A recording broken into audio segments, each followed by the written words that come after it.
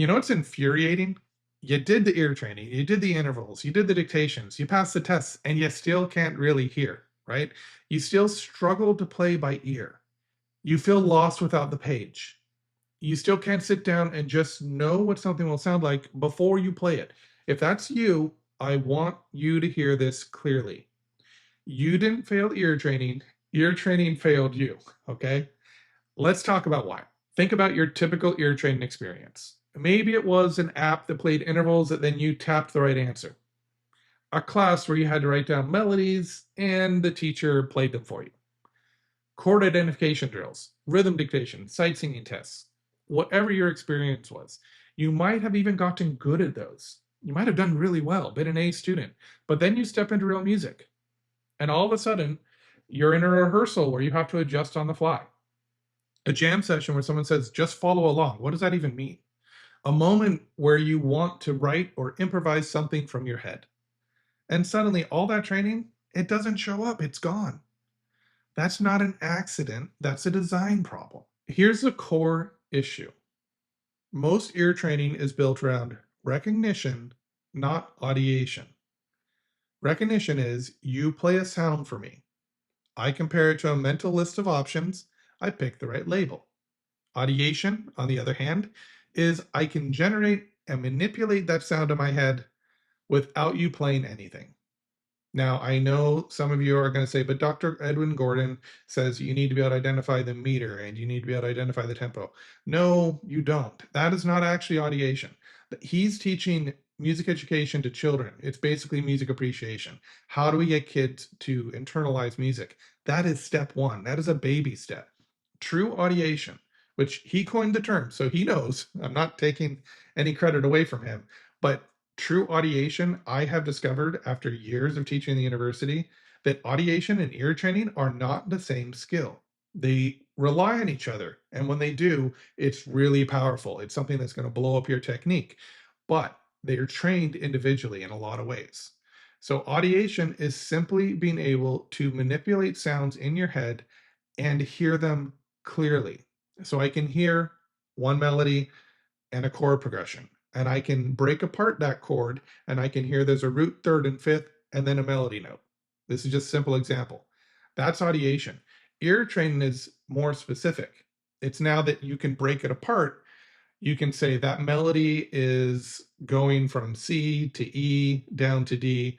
The chord progression is 1, 4, 5, whatever it is, right? Ear training is specific. Audiation is the basic skill you need to interpret the ear training. And any of you who have experienced this know what I'm talking about. If you can hear something in your head, that doesn't mean you can break it apart and notate it. If you can identify a chord progression, it doesn't mean you can hear it inside your head. You know the difference. So we have to separate them. Just want to make that clear from the outset. And recognizing and recognition is answering a quiz, okay? Audiation is thinking in sound, even if you don't know what that sound is.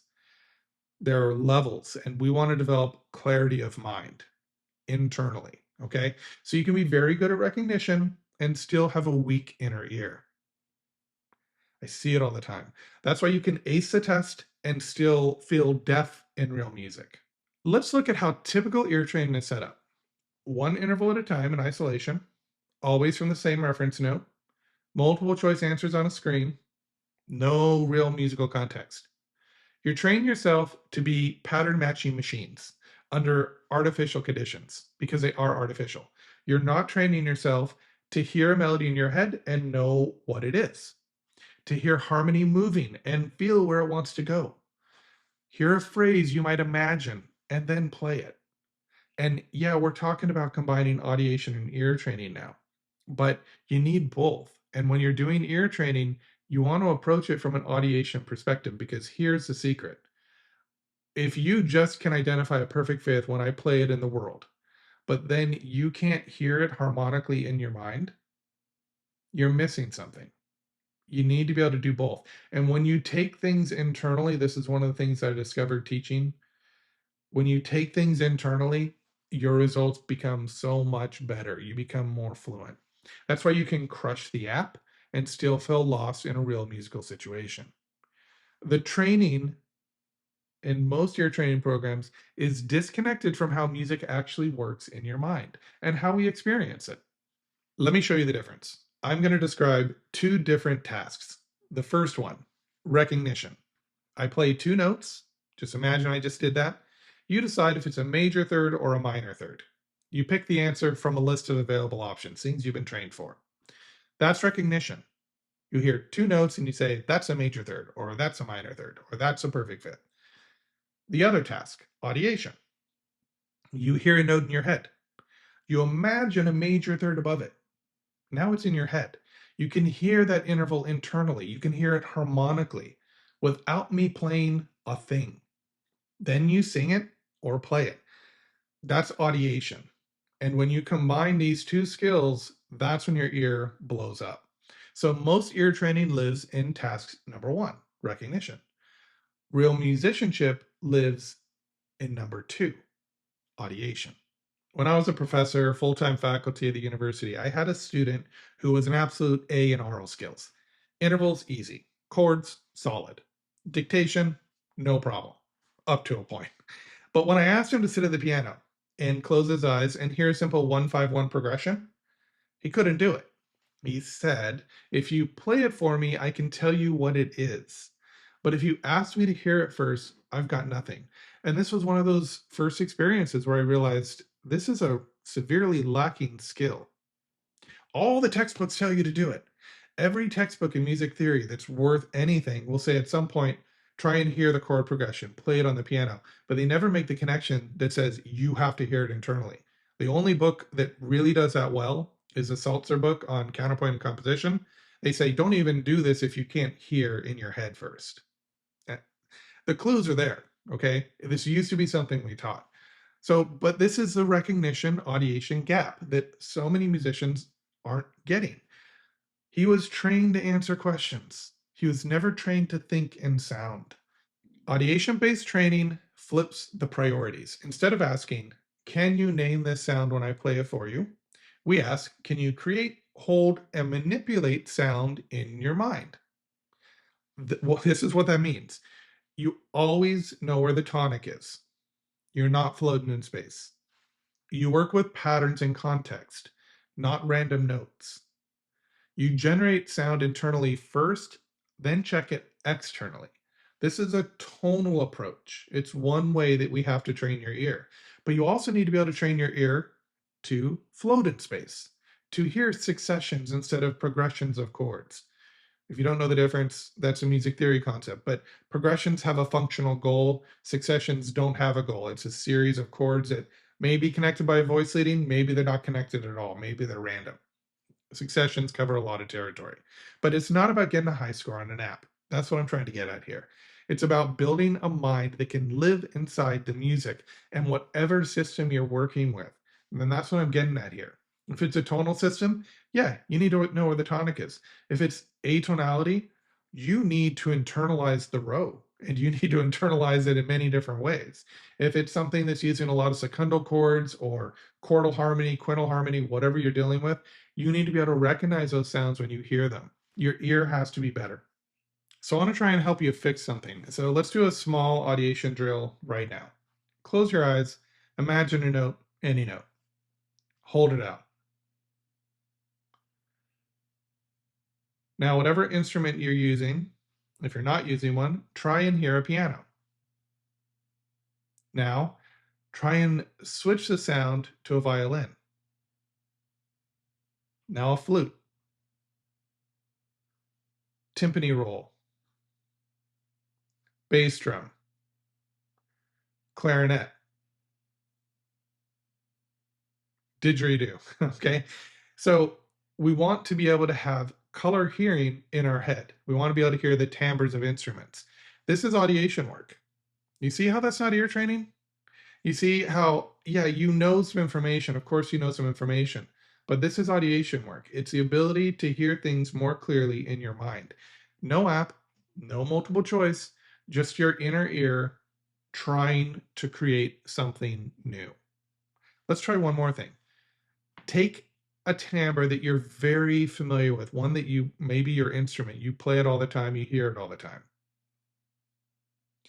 Now, have a steady note going if you don't already.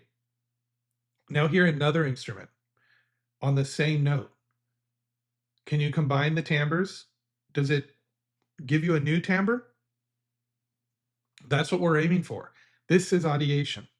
Okay, so if that felt hard, it's not a sign you're bad at music. I've talked about this before, but it's a sign that your ear has been undertrained compared to your technique. You spent years training your fingers, your theory, your reading, isolated ear training drills, and maybe a few months doing interval quizzes, or maybe you did an entire degree and even passed your ear training courses. Of course, audiation feels weak.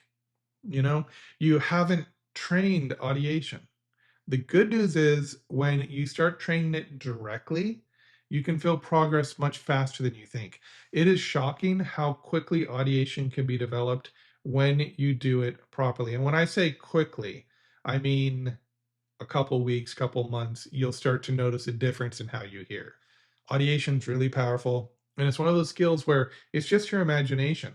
So, depending on your current ability to imagine things, audiation may come really easy for you. You just have to train it. You don't know until you try. So now the reason why it's so easy is because you're finally working on the thing that was missing. And if it's not easy, great. You just found another challenge in music. Congratulations. Music is all about constantly pushing yourself, going to the edge of your technique and saying, okay, but can I push it a little further? We just do that every day. We come in, we find the edge of our technique, and we push it. And then we play more fluidly and more enjoyably. And when you combine that with the audiation-based practice routine from the last episode, your ear finally has a chance to catch up to your technique. So I just want to say something really important here. You didn't waste your time doing traditional ear training. You didn't. You built some useful recognition skills. Any ear training program is going to help you. It's pushing you along. You built some awareness. But if you feel like there's this huge gap between what you learned and what you can actually do, that's because the ear training stopped at a certain point. Maybe it stopped halfway. Audiation-based work is the second half. It's the part that turns I can name that into I can hear it, imagine it, and use it in real music. So you're not starting over, you're finally finishing the job. And this becomes really obvious when you start trying to create. If you've ever sat down to compose and you thought, I know what I feel, but I don't know what it sounds like. You have a feeling, an impression of something.